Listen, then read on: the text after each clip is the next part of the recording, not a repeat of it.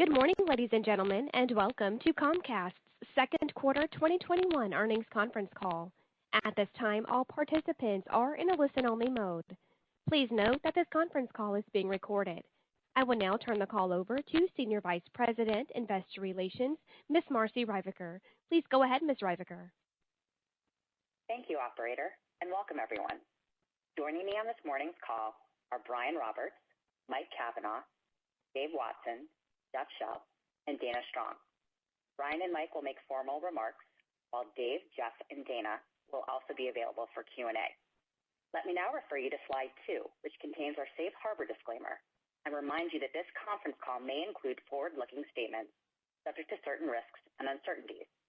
In addition, during this call, we will refer to certain non-GAAP financial measures. Please see our 8K and trending schedules for the reconciliations of these non-GAAP financial measures to GAAP. With that, let me turn the call over to Brian Roberts for his comments. Brian? Thanks, Marci, and good morning, everyone. I'm really excited to report these strong second quarter results, which were highlighted by exceptional performance at Cable, delivering 11% revenue growth and a nearly 15% increase in adjusted EBITDA. This was fueled by our fantastic success in broadband. We added 354,000 broadband customers, an increase compared to both the same period last year and to 2019. And that drove 294,000 total customer relationship additions. These were the best broadband and customer relationship results we've had for any second quarter on record. Our Broadband Connect activity is healthy, and churn improved for the 14th quarter in a row. In fact, we hit the lowest second quarter churn rate in our company's history. Based on our first half results combined with the strength we're seeing in current trends, we now expect total broadband net additions for 2021 to increase mid-teens relative to 2019. We also added 280,000 wireless subscriber lines, the highest of any quarter since launch. And Xfinity Mobile is now a standalone profitable business. We got here on time, if not a bit earlier than expected, and we are experiencing the fastest sales momentum we've ever had, a testament to the changes we implemented in the back half of last year when we reprioritized wireless across our sales channels and integrated this business more fully into our core operations. And this past April, we introduced a fabulous unlimited family plan, which we just started offering to our small business customers as well. So I couldn't be more pleased with Dave Watson and the team he has assembled, as they have a relentless focus on connectivity, which has never been more important. And they truly put the customer first, offering innovative and differentiated products and services. And pretty unique to the market, we now offer 1.2 gigs of downstream to essentially all 60 million homes and businesses in our footprint. The foundation of our success is our network, which we constantly evolve so that we can easily handle capacity growth, increase in subscribers, and the changing usage patterns of our customers who continue to take faster speeds.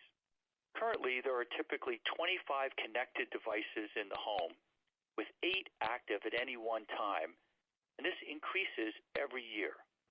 That drives in-home Wi-Fi usage to 15 times that of wireless.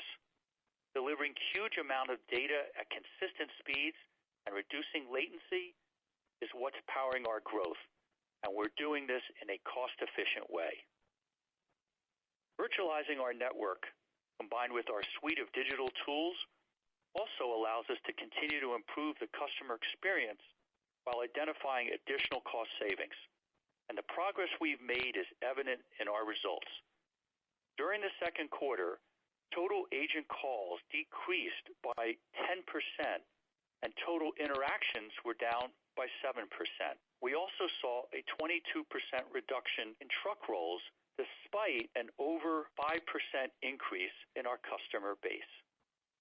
So as I look ahead, I think about our philosophy since the early days of broadband, which has been to bet on a never-ending cycle of new technologies, devices, and applications that come from Silicon Valley and new startups everywhere that need to take advantage of greater speeds and capacity over time. We see this transformation happening every day and continue to believe that this is ongoing for the foreseeable future. So what's that mean for our network? Well, since October of 2020, we've been trialing gig and multi-gig symmetrical speeds over our DOCSIS infrastructure to great success. With upstream comprising today less than 10% of total broadband usage, even during a peak, we don't really have a consumer use case for this technology capability yet. But the strategy for our network is to plan ahead. We're investing in architecture that lets us go beyond where consumers are, and we can do all of this in a way that won't affect the capital intensity ratios we currently enjoy. Dave can provide more detail about the technological decisions we're making during the Q&A. With cable comprising roughly 70% of our consolidated EBITDA, broadband is a top strategic priority, and I could not be more pleased with the strength of this quarter and the first half of 2021. Looking at other parts of our business, for the first time since the pandemic, our theme parks returned nicely to profitability. This was led by Orlando, where we've seen strong domestic demand in both per cap spending and in attendance, which returned to 2019 levels, somewhat faster than I thought might happen, despite virtually no international visitation. And in Hollywood, since restrictions have been lifted, attendance is growing week after week. We continue to see firsthand the pent-up demand for high-quality entertainment and family fun outside of the home, and we remain incredibly bullish on our theme parks.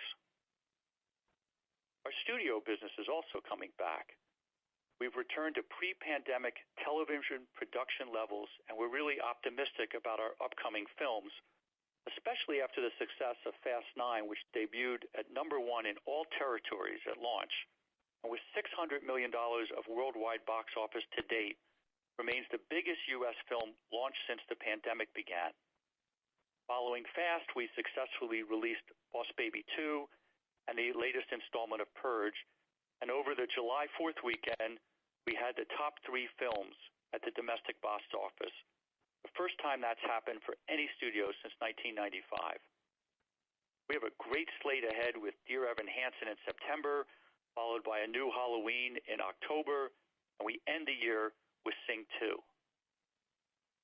Next, let's talk about our media and production strategy, which across the entire company is aligned around one purpose: create premium programming which we can then scale and monetize for the very best global distribution outlets. Peacock adds to what we already offer. It's a great complement to our linear brands, which are successful in their own right. And together, these platforms provide a continuous loop of content and promotion that seamlessly drive viewership across our ecosystem, offering a different access point to attract new audiences while giving existing viewers more of what they love. We are clearly capitalizing on the strength of our media brands, having just completed the strongest advertising upfront in our history, securing double-digit increases in both volume and price across our entire portfolio. And I'm pleased to report that as of this week, Peacock has 54 million signups and over 20 million monthly active accounts. This is 50% higher than our last report, driven by a number of factors. The day-and-date release of Boss Baby 2, debut of Dr. Death, our most successful original to date, and the airing of the 2020 Tokyo Olympics. The third quarter thus far has been a particularly strong period, and we will work hard to manage retention and grow from here, recognizing we are unlikely to replicate such tremendous performance, but we remain optimistic, with a lot of programming strength ahead of us, such as more premium originals, Sunday Night Football, the Beijing Olympics, and our reimagined dynamic Pay 1 window, which starting in 2022 shifts our film titles to Peacock exclusively for the first and last 4-month segments in the Pay window, with Amazon Prime and Netflix sharing rights for the 10 months in between. By showcasing content across multiple platforms, Universal Films will constantly refresh across the streaming ecosystem. Audiences will have multiple access points with which to consume our content, and we will generate more third-party revenue while retaining the most valuable window for Peacock. So as you can see, we've successfully been able to pivot, coming up with creative ways to keep up with consumer demand, and in many cases, making even more money than we did before. At Sky, we are pleased revenue is back to pre-COVID levels despite the lingering impact that COVID continues to have on our pubs and clubs segment. Sky's results were led by the UK with revenue and EBITDA ahead of 2019, and we're seeing momentum across a number of areas. Premium TV churn is at record low levels. In streaming, we posted ARPU growth of over 20% for the fourth consecutive quarter. And in broadband, where we just introduced our 500 meg offering, we experienced improved churn relative to both 2020 and 2019, despite a 6% price increase in the quarter. In addition, Sky Mobile had the strongest second quarter activations on record, with churn averaging 40% better than industry average. And today, we're announcing the debut of our international streaming strategy for Peacock. Later this year, we will leverage Sky's significant scale and powerful brand to include Peacock at no additional cost for its 20 million customers across Europe. The benefits of this launch are tremendous. We will unlock incremental advertising revenue, introduce the Peacock brand and content catalog via Sky's established platforms in key European markets, and directly monetize our programming investments. Our decision to make Peacock the anchor tenant on Xfinity's X1 and Flex platforms for its domestic launch has been a key driver of brand awareness, scale, consumption, and promotion, and we see a similar opportunity with Sky. We're utilizing all the wonderful assets of our company to create value for audiences everywhere, and we look forward to finalizing agreements with other programming and distribution partners outside of our Sky markets. So summing up, this was a fabulous quarter and a great first half of the year. I'm so pleased we are now in a position to buy back stock, which we will report on in Mike's section. This is a truly very special company, and I'm excited for the road ahead. Mike, over to you. Thanks, Brian, and good morning, everyone.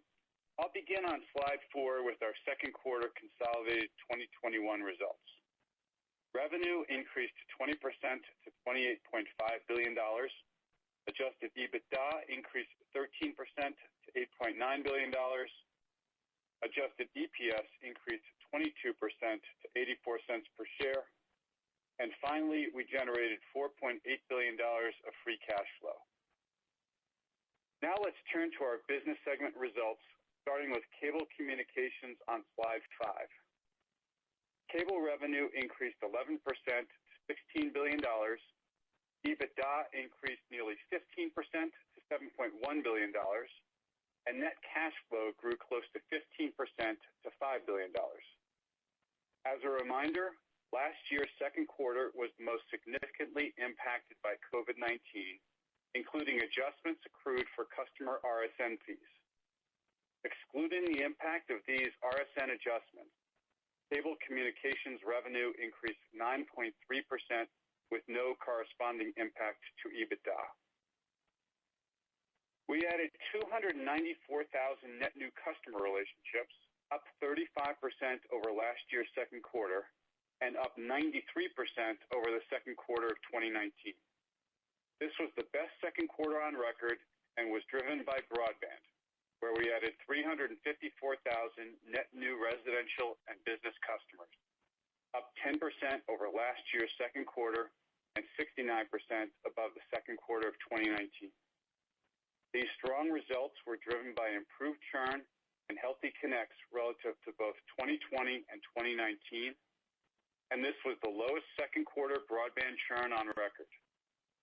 Looking ahead, as Brian mentioned earlier, based on our strong results through the first half of the year, as well as current trends, we now expect total broadband net additions for 2021 to be up mid-teens from the 1.4 million net adds in 2019. Broadband revenue increased 14%, and grew 13% excluding the RSN fee adjustments in last year's second quarter. These results were driven by strong growth in volume and rate. Wireless revenue grew 70% due to an increase in both customer lines and higher device sales. We added 280,000 net new lines in the quarter, the best result since launching this business in 2017, bringing us to 3.4 million total lines as of quarter end.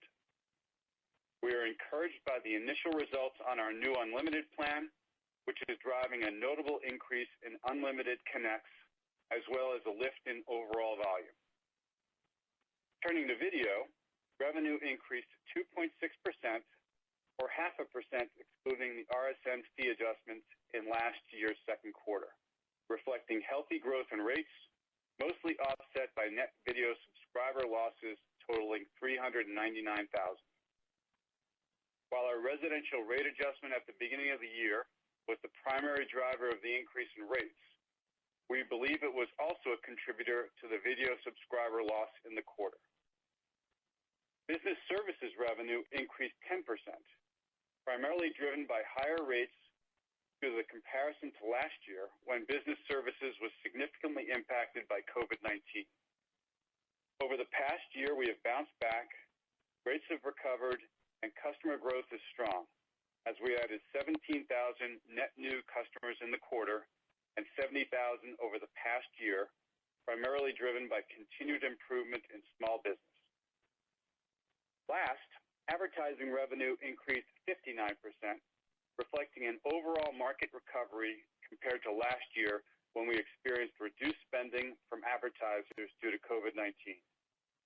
As we move to the second half of the year, we will have difficult comparisons to last year when we benefited from strong political advertising. Turning to expenses, cable communications second quarter expenses increased 8.2%. Programming expenses increased 12%, and were up 5% excluding the impact of RSN adjustments last year, primarily due to the number of contract renewals that started to cycle through in 2020, combined with annual escalators in existing agreements.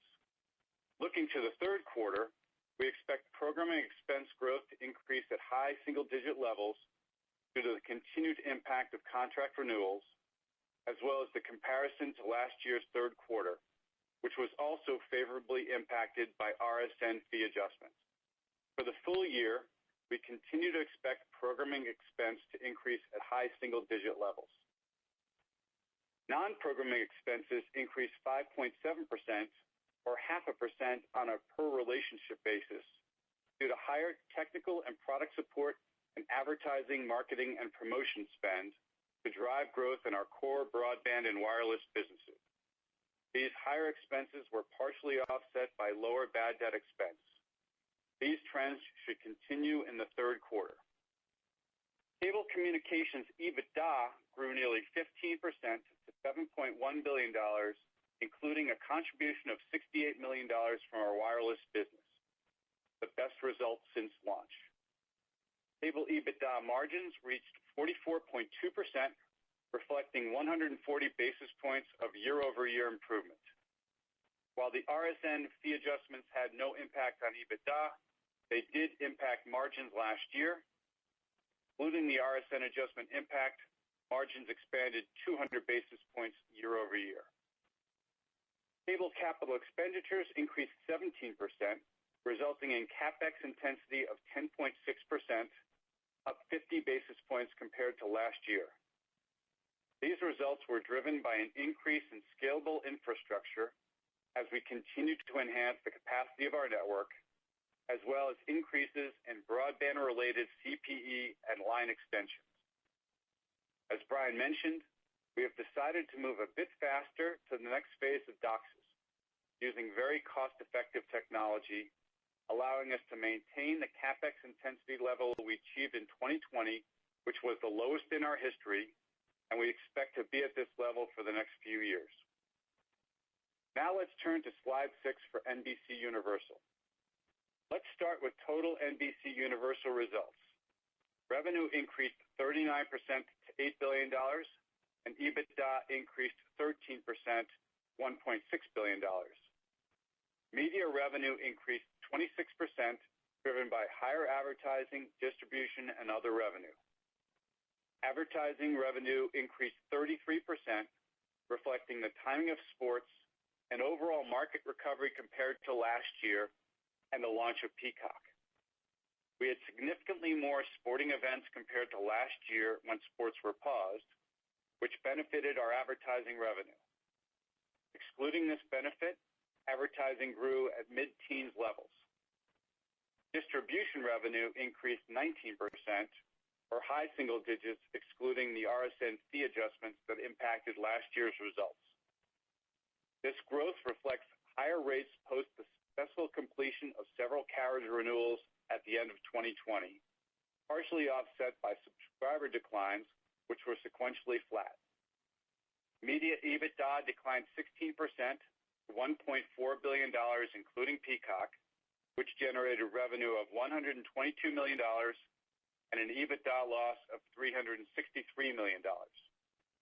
Excluding Peacock, media EBITDA was essentially flat, driven by higher sports costs associated with the increase in sporting events this quarter compared to both last year and 2019.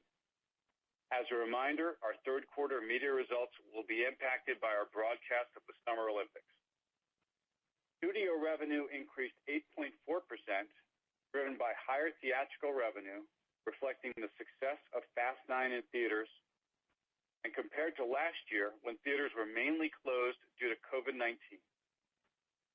Studio EBITDA decreased 52% to $156 million as a result of higher expenses associated with our theatrical releases, compared to last year when releases were paused, the timing of content licensing sales, and the comparison to last year, which included transactions with Peacock related to our initial launch of the service. In the second half, EBITDA comparisons to last year will remain challenging as we continue to launch new theatrical releases and ramp our TV productions. Theme parks revenue increased by $958 million, $1.1 billion, and generated EBITDA of $221 million, which included about $150 million of Universal Beijing pre-opening costs. This is the first profitable quarter we've had since the pandemic began in the first quarter of 2020 and was driven by strong results at our Universal Orlando Resort. Orlando has had exceptionally strong demand, with June attendance exceeding 2019 levels, as well as strong per cap growth, despite virtually no international guests during the quarter due to COVID-related travel constraints. We opened our Jurassic World-themed roller coaster, the Velocicoaster, on June 10th to some of the highest guest satisfaction scores we've had. Hollywood has been operating without capacity restrictions since mid-June and has experienced strong demand, aided by the opening of our Secret Life of Pets attraction in April. We're optimistic that our domestic parks are on a path to return to historic levels of profitability, but we need international visitation to resume, which remains dependent on COVID-related travel restrictions being lifted. At our Japan park, results continue to be challenging.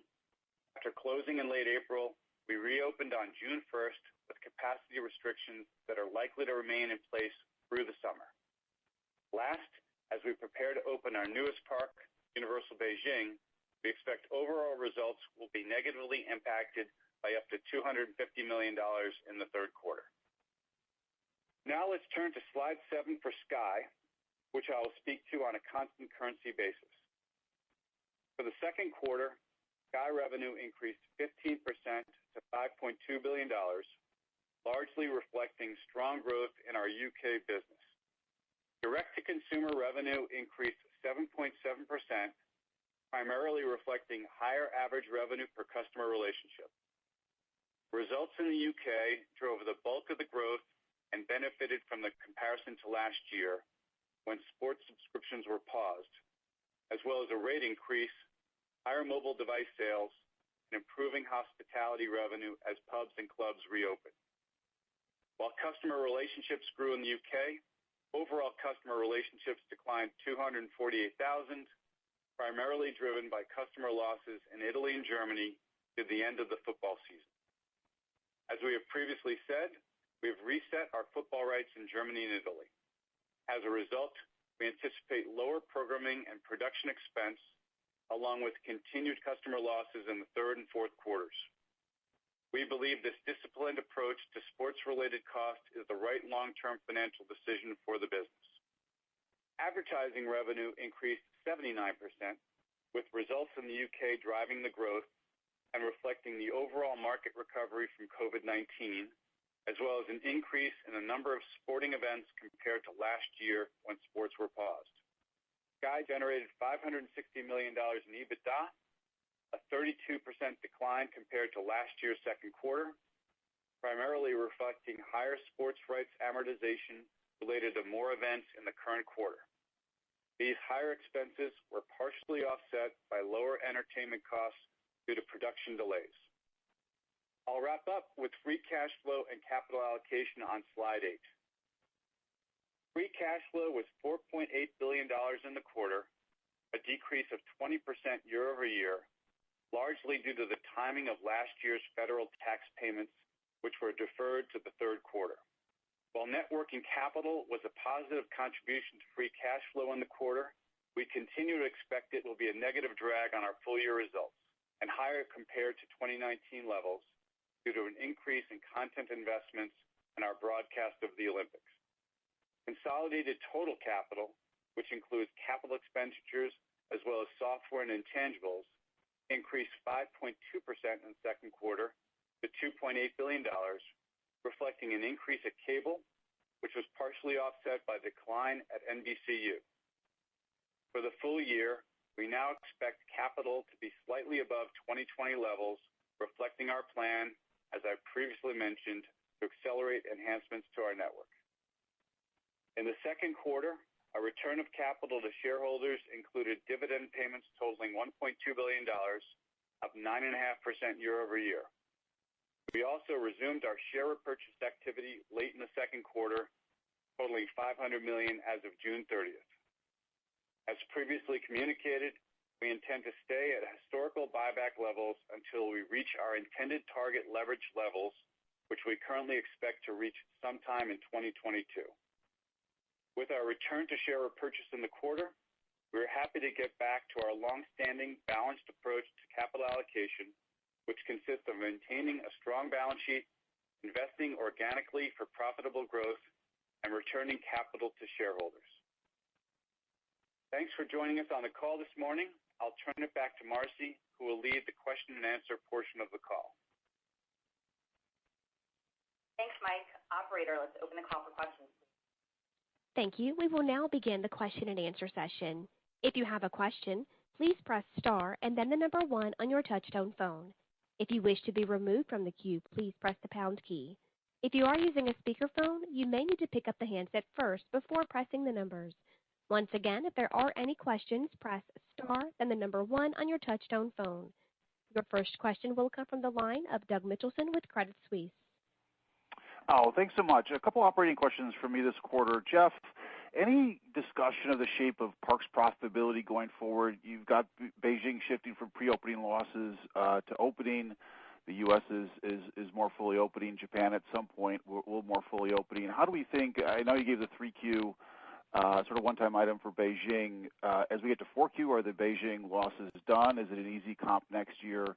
How should we think about profitability overall? Dave, can you unpack the margin expansion for us in the quarter? It looks like advertising and wireless probably drove all of the margin expansion. When I think about the last few years, you've had a lot of margin expansion from leveraging non-programming costs.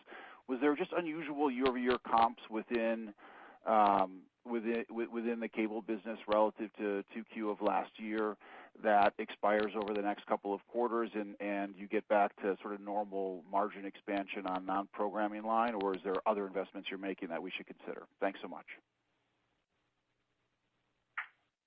So should I take the first one?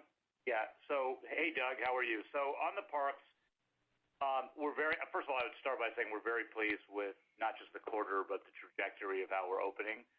As Mike went through, Orlando is an attendance standpoint, pretty close to back where we were in 2019, even though we don't have any international visitors, and you would expect those international visitors to pick up over time. In Hollywood, we've only been open a couple months, and we're already, approaching our capacity, and we're excited about the next couple months and Halloween Horror Nights. So the domestic parks, obviously with COVID, you just don't know.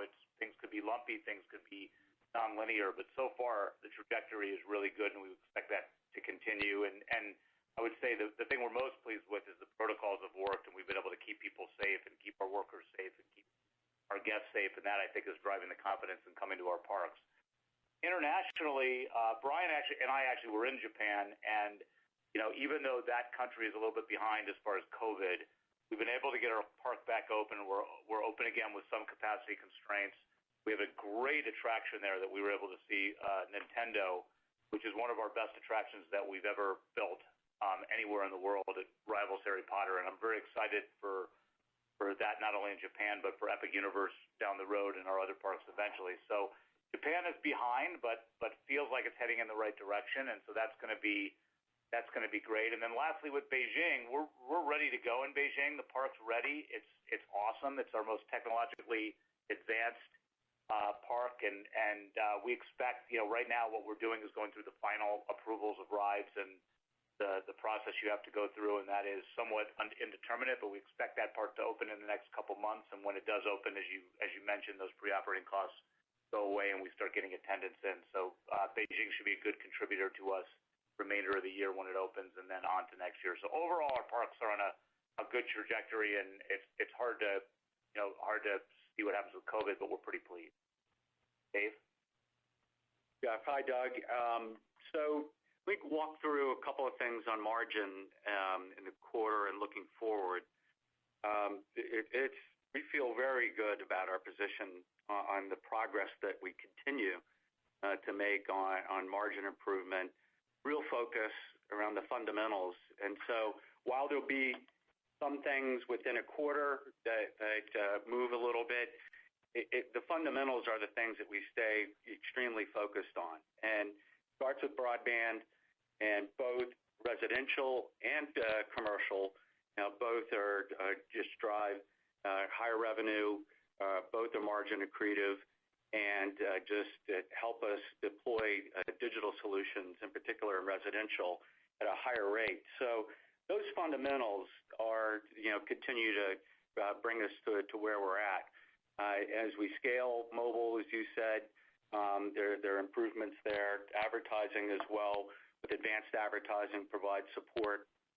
But it's primarily the focus around connectivity and just driving more customer relationships there, and that space connected with the digital customer experience improvements. It's such a win-win for the customer and for us. Just to provide perspective in the quarter, our total agent calls decreased by 10%, with total interactions lower 7%, and we saw a 22% reduction in truck rolls. And this is despite an overall 5% increase in the customer base. So you go back over time, this is just a continuation. Over the past 5 years, we've constantly made progress, taken 37% or almost 100 million calls out of the run rate and reduced truck rolls by 25%.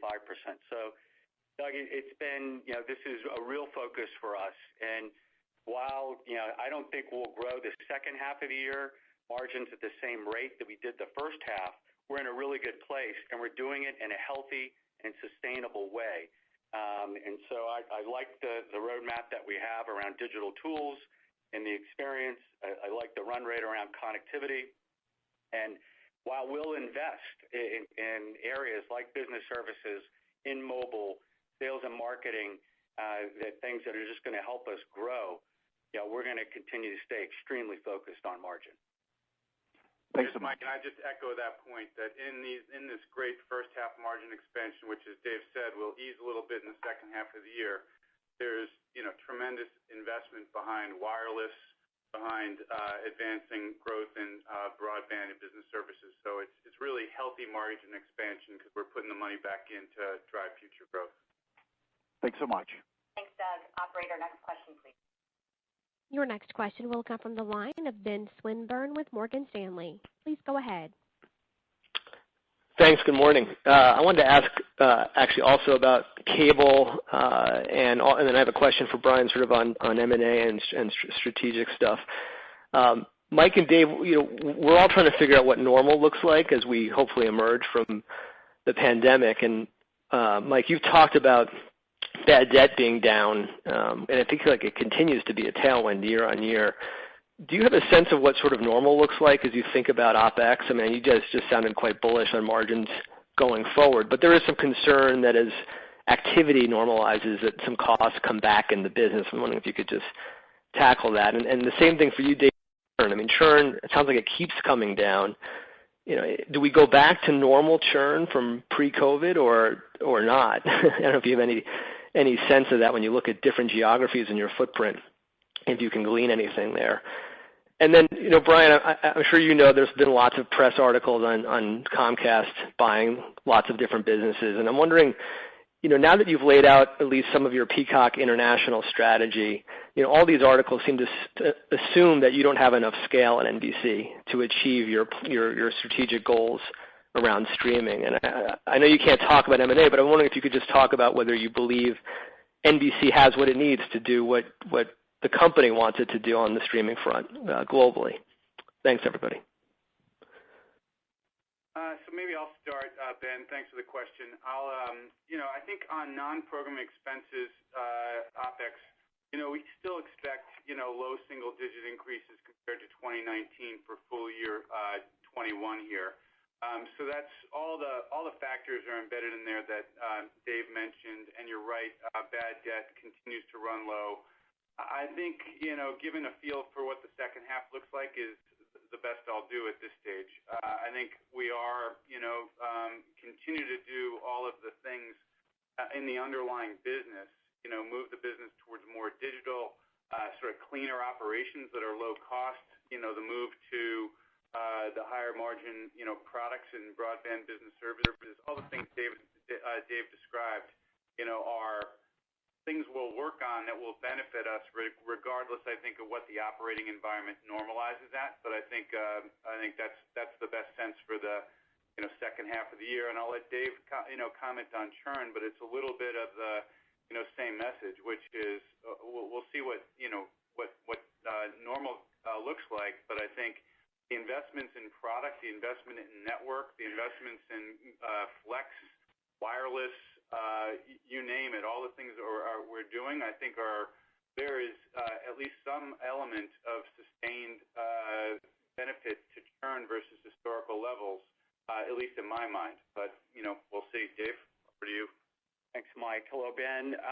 Yes, we expect over time to have a little bit more normalization as you go into quarters like Q2, like Q3, with student activity, move activity, seasonality that could impact churn. But we're reaching a level that we expected in terms of overall broadband churn performance. And it's the redefinition of great broadband, I think, that's helping deliver some of this churn improvement.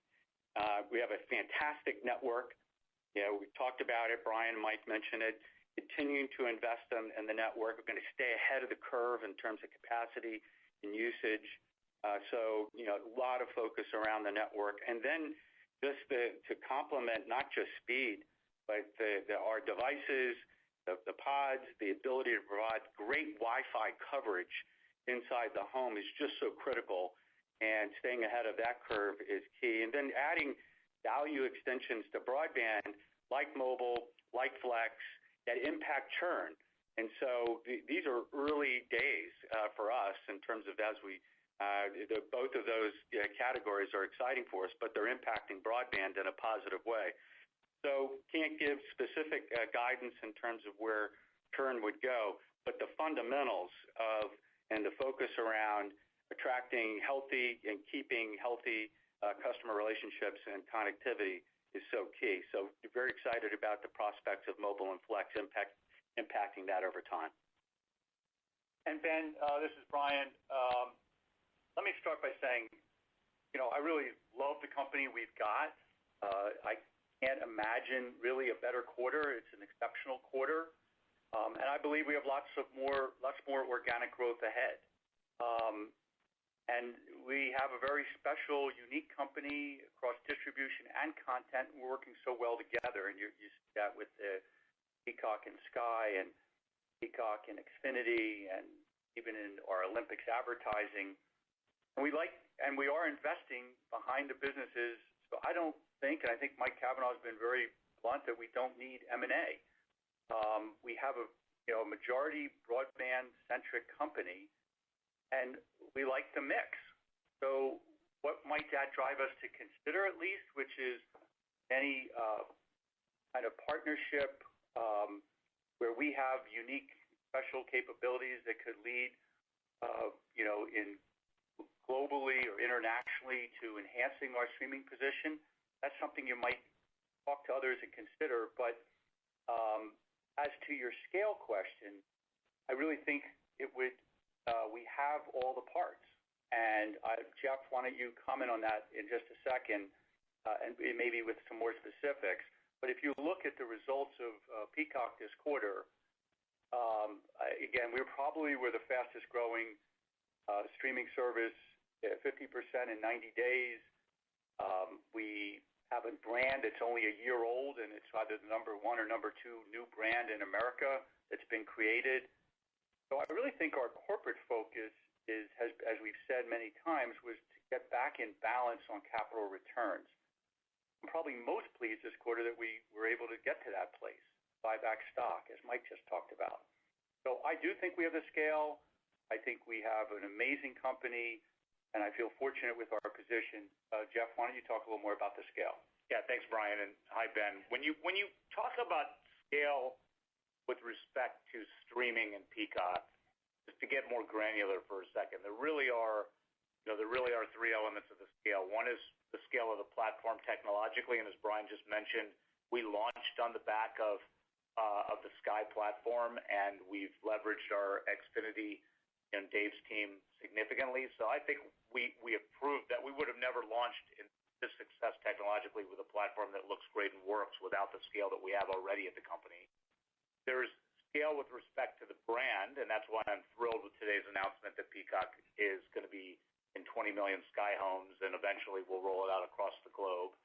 And then the most important by far element of scale as far as streaming is content, and we are really at the beginning of our content rollout on Peacock. That's why this quarter's growth is really extraordinary, because this quarter, as Brian went through, we had a pretty good movie with Boss Baby 2. We had our first real good drama with Dr. Death, and we have obviously rolled into the Olympics here, where we're halfway through the first week of the Olympics.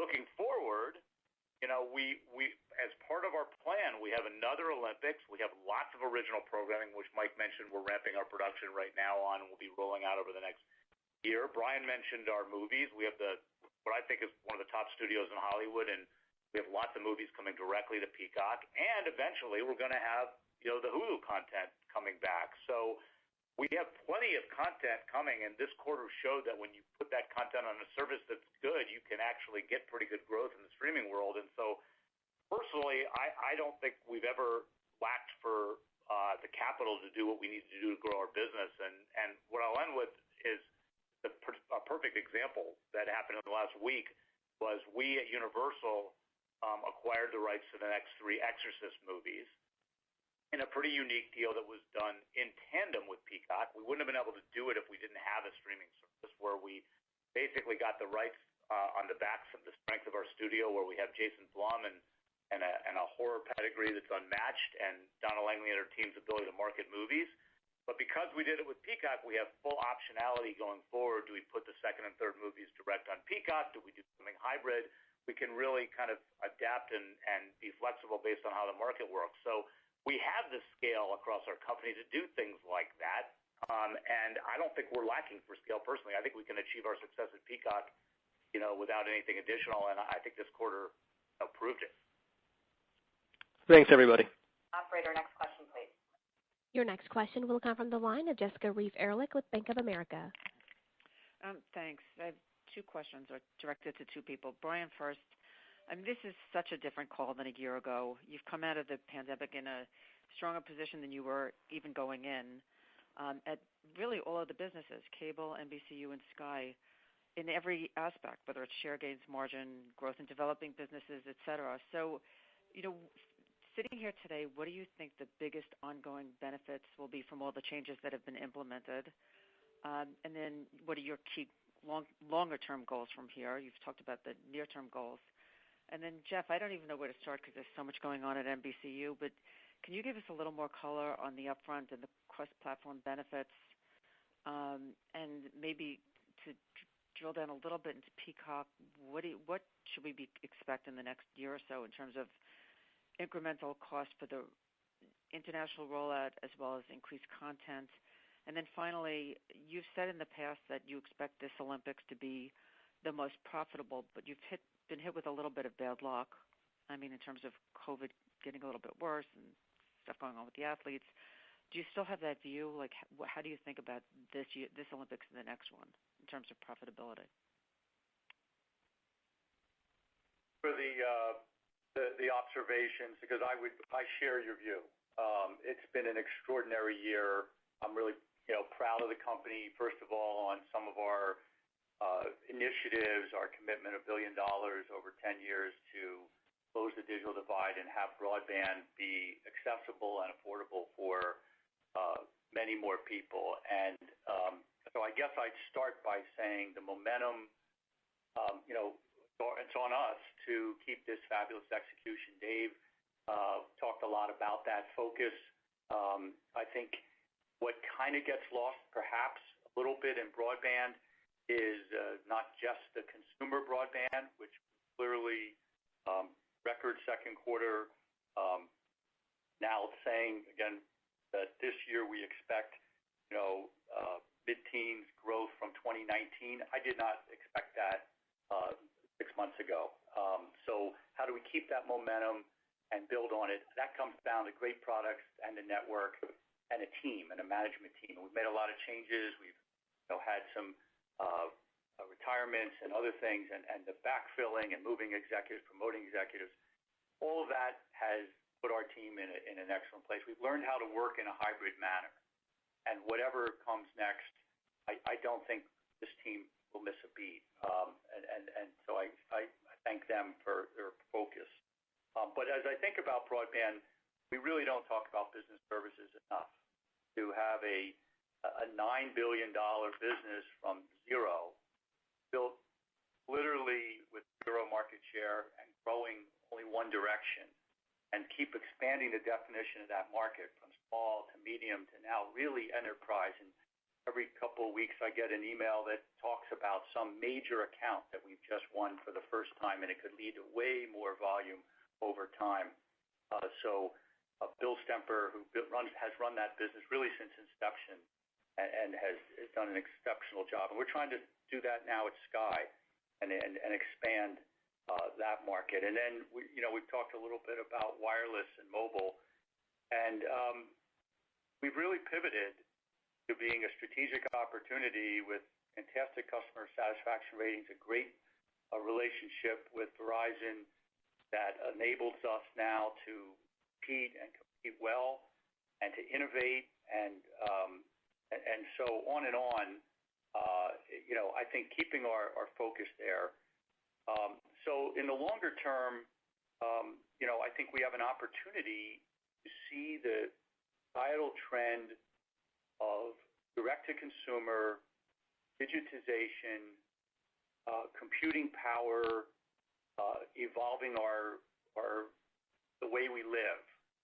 How relevant will our company remain and be and help lead that change?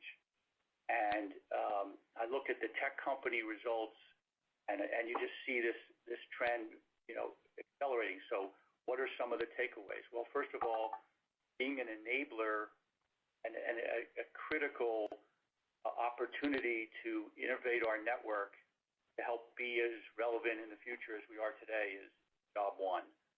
I think digital advertising We saw some of the results from the tech companies. We look at our own creating more inventory. So the strategy for Peacock, for me, feels really smart. We're creating more digital inventory. That's the holy grail of ads. That's why we're able to get a premium. And Jeff can talk about Olympics a bit, but in the big picture, we're reimagining how people consume, and that consumption is enabled by broadband and now enabled by Peacock, and hope to do that in a more significant way. And then retaining talent and being a company where people want to work, but at all levels of the company, and that's being reimagined in our society. And we read about it every day, how people have more choices and want more balance in their life. Figuring that out, we have a talented team that is leading us, and that I'm really want to thank here. And that this quarter and this first half of the year, and coming through the pandemic, it feels like hopefully there's an opportunity to see a real light, even if we have a few more moments. This company is well positioned, and I just really feel that way. So thanks for giving us a chance to ask that question, Jessica. Jeff? Yeah, hey, Jessica. Thanks, Brian. So on the upfront, let me take kind of in order, Jessica, of how you asked the question. So on the upfront, I think we've been, I think we've talked about that in the past. It's as Brian just mentioned, the strength of our platform, combined with Linda Yaccarino and her team's approach, one platform approach, was the perfect way to approach this red hot upfront, and as Brian said and Mike said, double-digit increases in both volume and pricing, and we'll see those results in the years ahead, and particularly happy with both the volume on Peacock and the CPMs on Peacock. So we could not have been more pleased with how we did in the upfront. As far as Peacock, I should mention that one of the things I didn't talk about is we concluded our Amazon and Samsung deals this quarter too. There is a lot going on at NBC. We're now fully distributed for Peacock, and that's going to have benefits as we roll out all our additional content. I would say that we look at where we are today and being much further ahead than we expected to be at this point. We'll probably ramp up our investment modestly over what we've done in the past, but as I mentioned, we have so much content coming to Peacock that it doesn't have to be significant. I will say with Peacock and then segue to the Olympics, we're learning a lot as consumption happens on the Olympics here at day 6. And not to ruin anybody tuning in, but we have big upset just happened in the last hour, and you should tune in and watch tonight on NBC to see that. But an exciting U.S. team, and we're not, we've had some bad luck, but if you look at the product, it's fantastic, and it really is impossible. And so what I would say is on Peacock, what we will learn in this Olympics, we will take to Beijing and change the product, change the offering, and each Olympics out forward, and we're really excited about that. It's impossible to understate the importance of the Olympics to NBC Universal. It's not really financially; it's more operationally across the company. We have 4,000 people literally working on it. Brian and I were in Tokyo. I came back and saw our team in Connecticut. You have people, this is their life work. You go from room to room. You have experts on surfing and volleyball and gymnastics, and it is an operation that would be very difficult to replicate the talent and the experience that our team brings to it, and they show it every night on NBC. And then, of course, the Olympics are the perfect property to show the strength of our platform across not only NBC Universal but Comcast and Xfinity and Sky. So the Olympics, obviously, as you said, Jessica, we had a little bit of bad luck. There was a drumbeat of negativity. We got moved a year and no spectators. And that has resulted a little bit in linear ratings being probably less than we expected. But the flip side of that is the digital strength has kind of offset that. So when you look at what's happening with Peacock, that's directly related to the Olympics. So net, with all of this bad luck, we're going to be profitable on the Olympics, which we're very happy with, and we're very happy with the product. And then if you watch every night, you'll see we use this as a fire hose to promote everything else we're doing at the company, not just across NBC Universal, but also Comcast. So the Olympics, I think we're very pleased with the Olympics and very proud of our team, and got a ways to go here. Thanks, Jessica. Operator, next question, please. Your next question comes from the line of Peter Supino with Bernstein. Hi, thanks. I have a question about your aggregation business. With Flex's expanding app portfolio, I wonder how you could increase your momentum in aggregation in general, and whether it would make sense to send Flex boxes to all of your internet-only subs and maybe even video subs who only have one video box at home, again, in order to drastically increase your scale with a good product. Well, I'll jump in on that one. This is Dave. We are very excited about Flex. Still early days, but we have over 3.8 million Flex boxes deployed, and about half of those are being actively used and engaged. And the reasons why that we continue to be excited, it is a terrific long-term platform, but it is helping broadband, as I mentioned earlier. They were generating about $2 of incremental revenue just on the pay-per-view, the rev share side of things, and advertising opportunities will be above that. So today, in terms of what we're doing within footprint, there are parts of what you mentioned we absolutely included as part of the broadband subscription. It's a key part of now that with broadband you get this great streaming platform. So we're doing that. We have, if you're a traditional video customer, we have devices that enable full home, the X1 experience throughout. So we have that, but we are not bashful about letting our customers, broadband customers in particular, that really important streaming segment, know that this is included.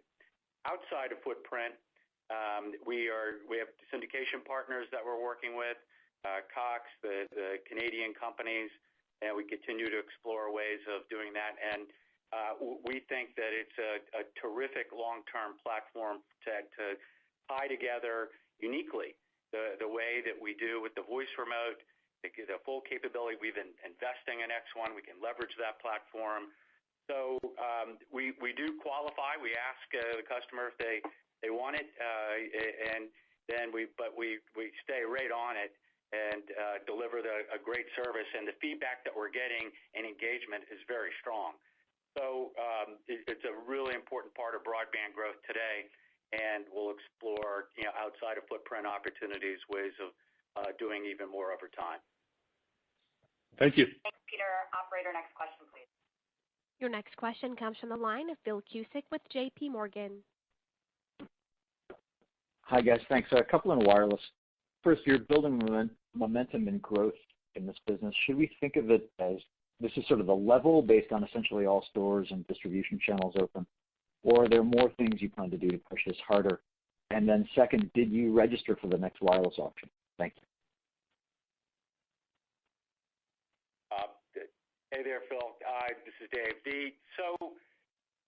On the sales momentum side of mobile, one of the things that's happened is we got through the first pandemic phase that we did shut down last year.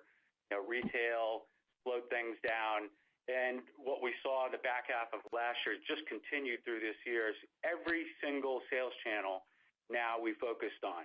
Retail's back, but in addition to that, extremely focused on our call centers, the digital tools that optimize buy flows for mobile, and how we go to market. That has been a huge change. Just the fact that we lead with mobile is so key, and mobile and broadband being a package. So those fundamentals have emerged and really an important part of our go-to-market strategy.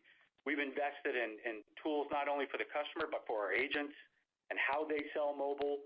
Just improving the experience for customers really key. So, and a lot of marketing investment around the mobile message. If you live in our footprint and you're watching this great Olympics coverage that Jeff and the team are doing, you can't miss the fact that we are really focused around the mobile business. So But I think that natural combination of broadband plus mobile will continue. So the other big addition recently is clearly the unlimited packages that we've rolled out, and that is adding to it. We've seen a nice shift in mix, and we continue to have by the gig, but adding on unlimited really closed and filled a gap that we had in our competitive portfolio. So now with great unlimited pricing from multi-line families, and you can mix and match still between by the gig and unlimited, we're in a unique position in our footprint. So like our momentum, the 280,000 lines was just terrific and set a record for us, but we're continuing to stay focused, and we see that this is a real opportunity for us going forward. So on the auction side, I think the last part, Mike, why don't you answer that? We're no comment on status for next auction. You know, we take a look on occasion. We like our spectrum portfolio. It gives us optionality for offload. So we often take a look if the price is right, but no comment yet on where we stand with the next auction. Thanks, Phil. Operator, we'll take our last question, please. Your final question comes from the line of Craig Moffett with MoffettNathanson. Yeah, hi. A question for Brian and Mike, if I could. The free cash flow profile that you guys have over the next few years, that you're just given the EBITDA today, you're already running ahead of, would suggest that if you keep your leverage target at something like 2.5 times, like you've talked about, you could be buying back $20 billion a year of stock just to keep your leverage constant. Can you just talk about sort of how high you're willing to go in terms of share repurchases? And I know you've always talked about keeping your powder dry for optionality, but it would seem like there's a lot of optionality there and room for a pretty significant increase in cash returns to shareholders. Hey, Craig, it's Mike. So I'd just say first things first, we're happy with the first half of the year. We're happy that we're back in balance, starting to get the buyback going again.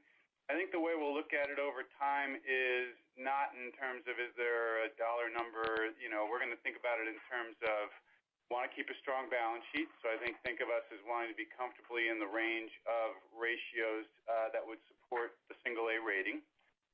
We want to make sure we're investing behind our businesses, primarily organically, but occasionally, tuck-in acquisitions or all that. You see that in the normal course all the time in our business. And then, capital return is the other leg of the stool. We've been, this company has historically been very strong and important part of the, priorities to return capital. We've increased the dividend, for 13 plus years running, and one of few companies that have had as strong a level of consistent dividend increase. And you look back between the time of the NBC deal and the Sky deal, the level of free cash flow that was returned to shareholders through buybacks and dividends combined was incredibly strong. So I think we would continue to execute against that. The first half of the year, I guess the remainder of this year, think of us as continuing to be at the historical levels for now. We've got a level of working capital this year that we continue to expect will be higher than it was in 2019. That's mostly going to be hitting us in the second half of this year with Olympics and the ramping of content spend. But the dynamics of EBITDA growth and future prospects is as you described. So we'll take it a quarter at a time, and we'll talk more probably at the end of the year. Thanks, Craig, and thank you all for joining us this morning. We hope you have a great rest of the summer and stay safe. There will be a replay available of today's call starting at 12 o'clock p.m. Eastern Time. It will run through Thursday, August 5th at midnight Eastern Time. The dial-in number is 855-859-2056, and the conference ID number is 288-3365. A recording of the conference call will also be available on the company's website beginning at 12:30 p.m. Eastern Time today. This concludes today's teleconference. Thank you for participating. You may all disconnect.